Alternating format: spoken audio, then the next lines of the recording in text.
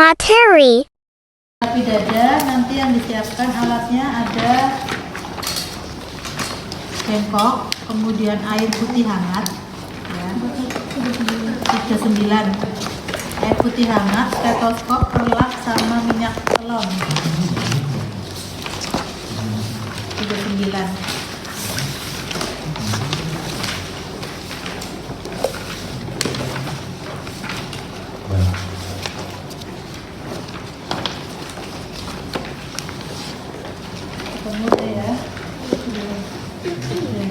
Untuk fisioterapi dada tujuannya adalah membuang sekret atau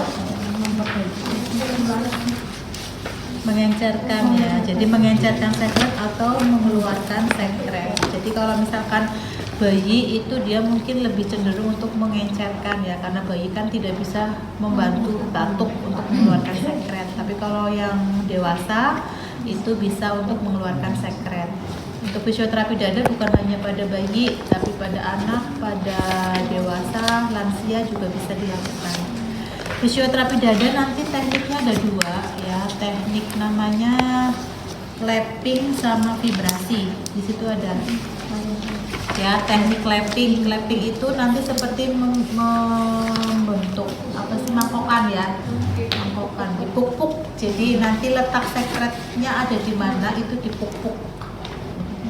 Kalau dewasa seperti ini, jadi, ya. Tapi kalau anak kan coba ya, pakainya moncongnya tangan.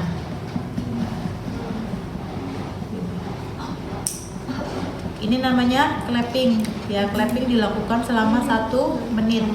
Kemudian setelah clapping dilakukan 1 menit, dilanjutkan namanya vibrasi, ya. Vibrasi itu getaran. Getaran berarti kayak diuyek. Uyek. Ini selama 2-3 menit. Itu tekniknya. Nah, yang ketiga kita belajar tentang postural drainase atau penentuan letak sekret, namanya postural drainase. Letak sekret itu diketahui ketika kita melakukan yang namanya auskultasi, ya kan? Nggak mungkin kan kita tahu sekret tanpa kita dengarkan. Jadi nanti kalian akan mendengarkan di lapang paru anterior depan sama lapang paru posterior belakang. Anterior nanti ada 6 titik, ya, kanan 3, kiri 3. Jadi upper atas, middle tengah, lower bawah, kanan. Kanan itu dextra, ya, kiri sinistra. Sinistra juga sama, kanan atas, upper, middle, lower. Nanti dibalik, upper, middle, lower yang kanan, yang kiri juga sama, upper, middle, lower. Ya, jadi nanti ada 6 titik depan, 6 titik belakang, kanan kiri. Posisi sekret harus selalu berada di atas, ya. Posisi sekret harus berada di atas. Jadi misalkan dia posisinya ada di upper, nah itu berarti posisinya begini. Misalkan di depan, ya, depan anterior, posisinya begini. Ini upper, jadi posisi sekretnya di atas. Middle nanti dia lurus, lower di bawah, dia ke bawah begini. Gitu. Jadi posisinya dia selalu di atas sekretnya supaya gravitasi, ya, supaya dia nanti ngalir. Gitu. Kalau misalkan kanan nanti tinggal di iniin sedikit, seret, gitu. Jadi posisinya di atas. Tapi kalau kiri nanti bisa di seperti ini. Gitu. Kalau belakang juga sama, misalkan dia upper, posterior upper, gitu, ya, nanti gini. Posterior middle, gini. Posterior lower, gini. Nanti tinggal kanan kirinya. Kalau kanan yang ada sekretnya berarti nanti kanan lebih tinggi, gini. Berarti nanti pupuknya di sini.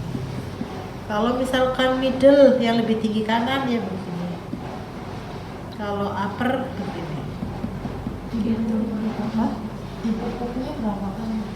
Tadi sih 1 menit. Udah, ya. Bahasa Inggris 1 jam. Oh, menit. Pinternya boleh. Gitu ya. Jadi nanti misalkan posisi sekretnya ada di anterior, middle, dextra. Berarti anterior itu depan, middle tengah, dextra kanan. Nah, jadi di sini. Tengah. Misalkan posterior, lower, sinistra. Posterior, lower, sinistra kiri. Sini ya. Gitu. Ya. Oke, yuk muter. Menentukan letak sekret. Anterior, lower, dextra.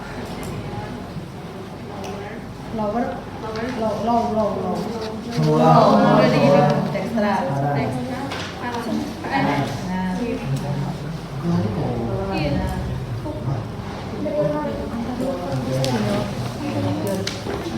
Praktek. Mulai dari yang perkenalan. Nah, perkenalan kemudian nanti disampaikan, Bu, saya akan melakukan fisioterapi dada, tujuannya untuk mengencerkan atau mengeluarkan sekret pada anak ibu. Nanti anak ibu akan saya pangku ya, akan saya cek letak sekretnya ada di mana. Kemudian cuci tangan. Setelah itu kamu akan memeriksa letak sekretnya. 1, 2, 3, 1, 2, 3. 1, 2, 3, 1, 2, 3 ya. Jadi ada kanan kiri 3 semua, upper, middle dan lower.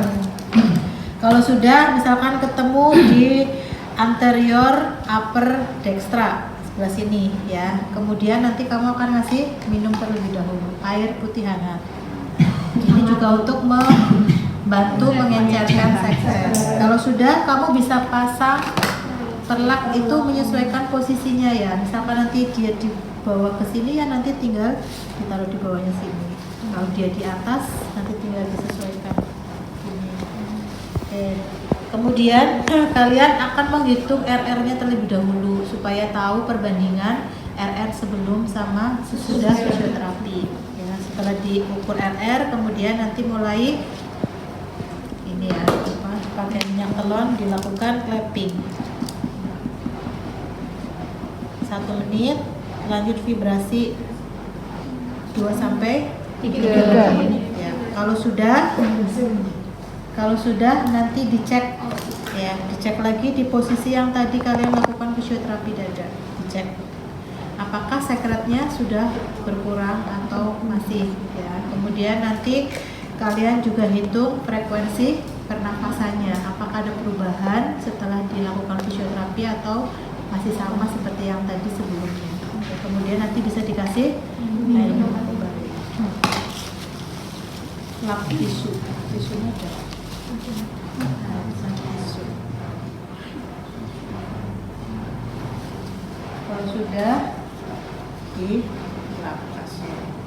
Sudah selesai dikasihkan ke orang tuanya, sampaikan untuk hasil auskultasinya tadi sudah berkurang sekretnya, kemudian RR-nya juga sudah selesai. Itu untuk fisioterapi dada dan gampang ya.